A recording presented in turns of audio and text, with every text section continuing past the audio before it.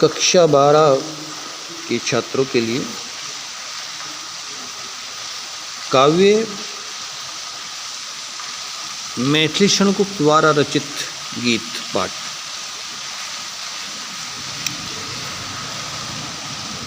निरख सखी खंजन आए, फेरे उन मेरे रंजन ने नैन इधर मन भाए।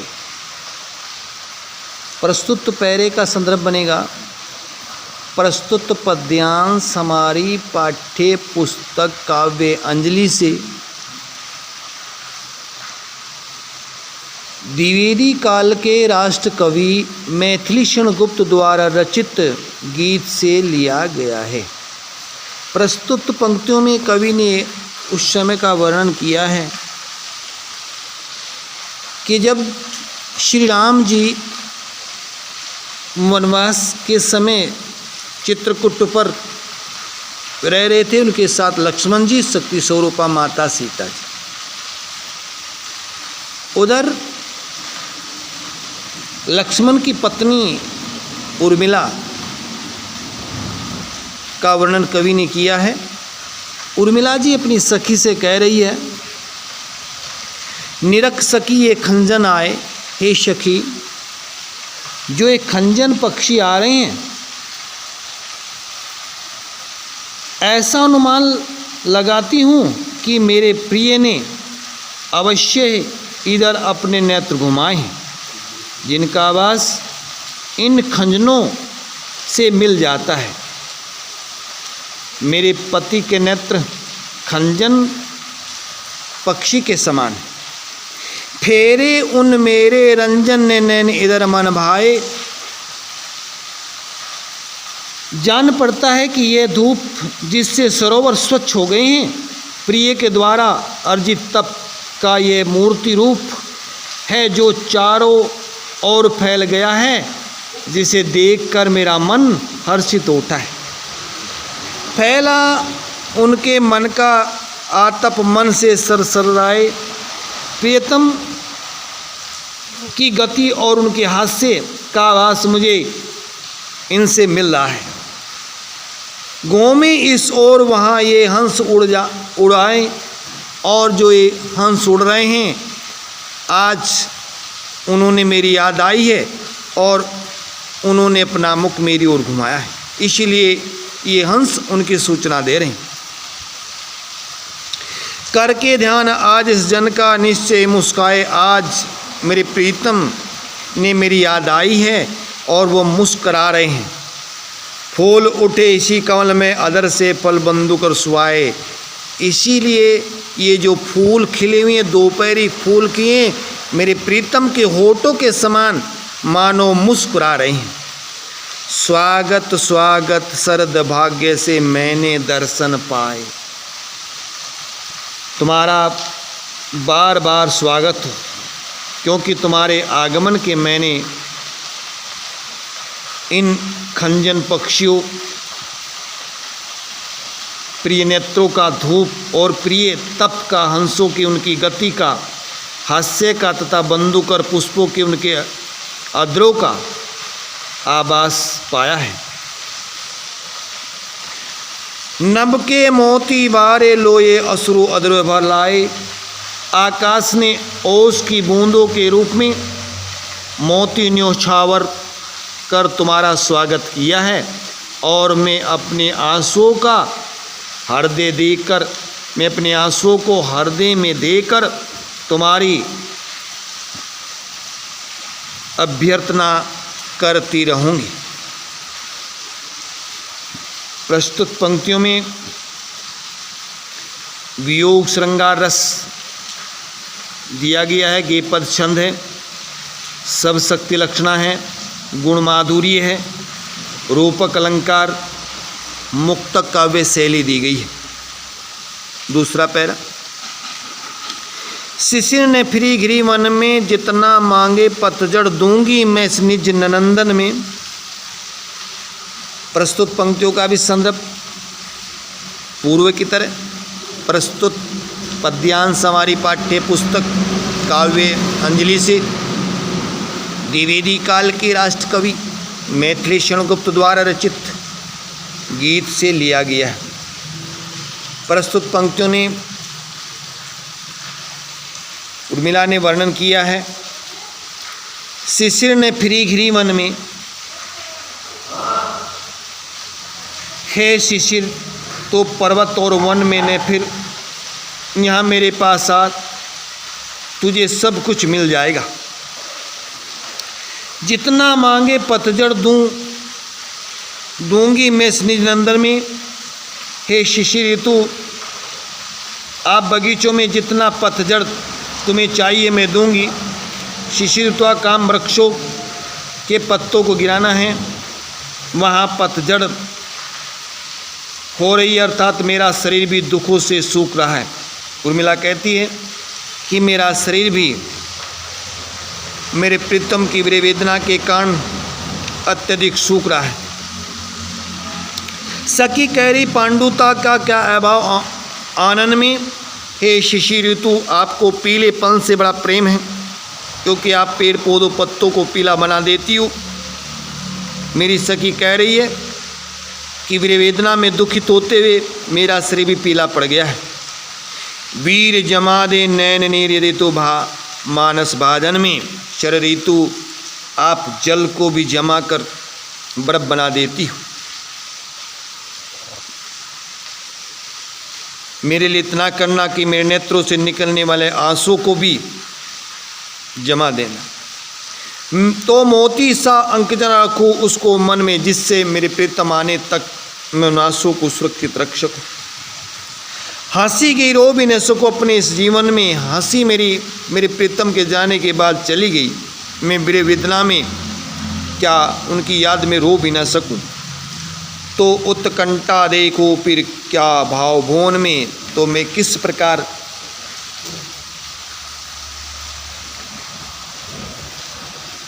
आभास कर सकती हूँ। मेरी हंसी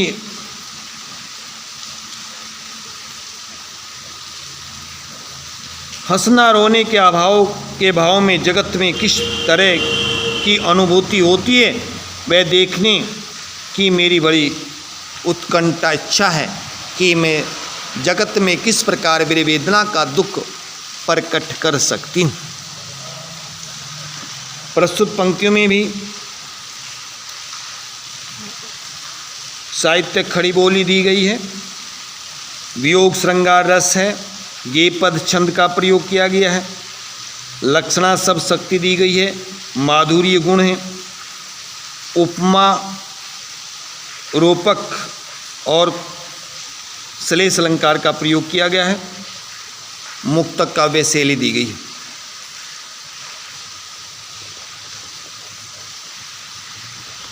तीसरा पैरा दिया है, मुझे फूल मत मारो अबला बाला योगिनी कुछ तो दया विचारो।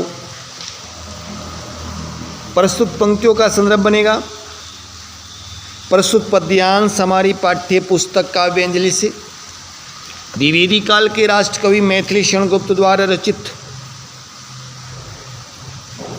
गीत से लिया गया है। प्रस्तुत पंक्तियों में कवि ने वर्णन किया है कि उर्मिला जी कह रही है कि हे कामदेव, तुम अपने मन में कुछ तो दया लाओ। मैं तो अबला योगिनी स्त्री हूँ, मुझे अपने फूल रूपी बाण मत मारो। तुम्हारे द्वारा खिलाए गए फूल पुष्प मुझे अधिक कष्ट दे रहे हैं। तुम इन पुष्पों को विक्षिप्त मत करो।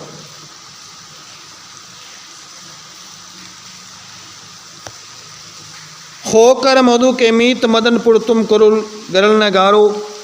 तुम तो प्रिय बसंत के मित्र हो, फिर मुझ पर यह विष क्यों बरसा रहे हो,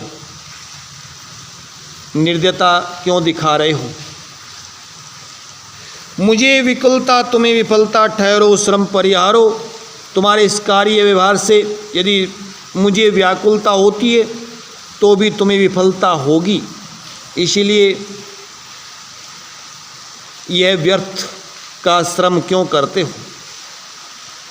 अर्थात मैं तुम्हारे बाणों से वासना में नहीं पड़ने वाली हूँ।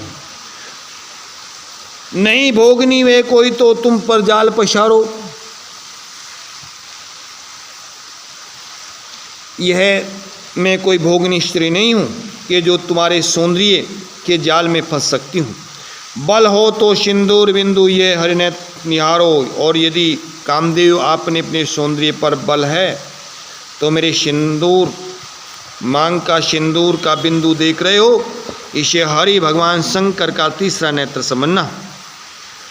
रूप द्रव्य कंद्रव्य तुम पे मेरे पति बरबारो। और यदि तुम्हें ये अहंकार है कि तुम सौंदर्य में सबसे बड़े हो तो इस सौंदर्य को मेरे पति के चरणों में डाल देना, क्योंकि मेरे प्रीतम लक्ष्मण जी सौंदर्य में आपसे अधिक।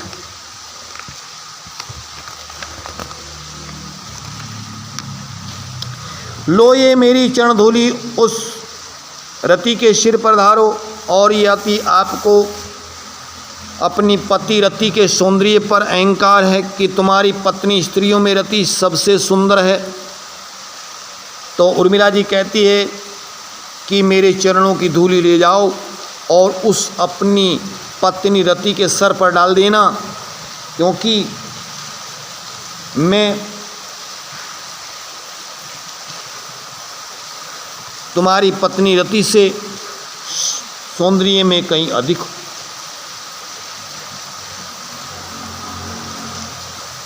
मेरे चरण धूलि के बराबर भी उसकी प्रीति नहीं है। इस पैरे में भी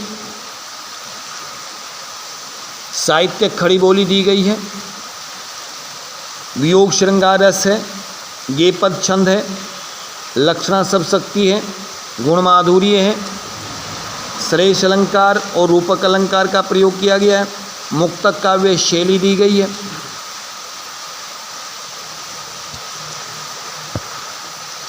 लास्ट का पैरा दिया है, यही आता इस मन में छोड़ धाम धन जाकर मैं भी रहूं उसी मन में। प्रस्तुत पद्यांश हमारी पाठ्य पुस्तक काव्यांजलि से द्विवेदी काल के राष्ट्रकवि मैथिली शरण गुप्त द्वारा रचित गीत से लिया गया है। प्रस्तुत पंक्तियों में उर्मिला जी पति वियोग से व्यथित है।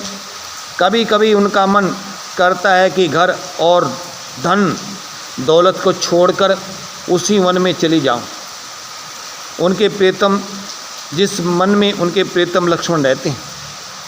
साथ ही उन्हें यह कर्तव्य बोध भी है कि मुझे अपने पति को उनके निराहार व्रत से विमुख नहीं करना चाहिए। प्रिय के व्रत में विघ्न डालो रहूं निकट भी दूर। अपने प्रीतम के व्रत में विघ्न भी ना हो और उनसे दूर भी न रहूं। व्यातारे साथ साथ समाधान भरपूर। कहने का आशय ये है कि मैं शारीरिक रूप से तो उनसे दूर ही हूँ, जिससे उनका व्रत पालन होता रहेगा, मेरा विरह बना रहेगा, किंतु उनके दर्शन के विरह व्याथा कम भी हो जाएगी। मेरे मन में ये आता है कि मैं अपने प्रिय के दर्शन के लिए हर्ष डुबा दूँ रोदन में, ये आता मन में अपने प्रिय के दर्शन के आनंदित भी होती रहूं और प्रत्यक्ष न मिल पाने के कारण निरंतर आंसू भी बहाती रहूं। बीच बीच में उन्हें देख लो झुरमुट की ओर, इसलिए मैं उपाय ढूंढ लेती हूँ। सोचती हूँ कि मैं उस स्थान में पेड़ों झुरमुट के पीछे छिपकर बीच बीच में अपने पति लक्ष्मण की देखती रहूँगी, जिसके उनकी दृष्टि मुझ पर न पड़ सके। जब वे निकल जाएं तब लेटूं उसी धूल में लौट, और जब वे अपने मार्ग से गुजर जाएंगे तो मैं उसी मार्ग की धूल में लौट कर अपने को धन्य कर लूँगी। रहे रत निज साधन में, ये आता मन में अपने व्रत का पालन भी करते रहूँगी, और यही मेरे मन में आता है। जाती जाती गाती गाती कह जाऊँ ये बात, विरह की पीड़ा से व्यथित उर्मिला लोगों को ये संदेश देती है कि कहती है कि मेरे मन में ऐसा विचार आता है कि मैं गाते गाते संसार से जाते जाते भी यही बात कहती जाऊं कि हे मनुष्यों, इस संसार में धन के पीछे जन जगती का उचित नहीं उत्पात। इस संसार में धन संपत्ति और वैभव की प्राप्ति के लिए उत्पात मचाना अथवा संघर्ष करना ठीक नहीं है। इस जीवन की सार्थकता प्रेम की ही जन जीवन में यही आता है। इस मन में इस जीवन की सार्थकता प्रेम के द्वारा ही लोगों के हृदय पर विजय प्राप्त करने में है। प्रस्तुत पंक्तियों में साहित्यिक खड़ी बोली दी गई है, मुक्तक काव्य शैली का प्रयोग किया गया, गुण माधुरी है, वियोग श्रृंगार रस दिया गया है, ये पद छंद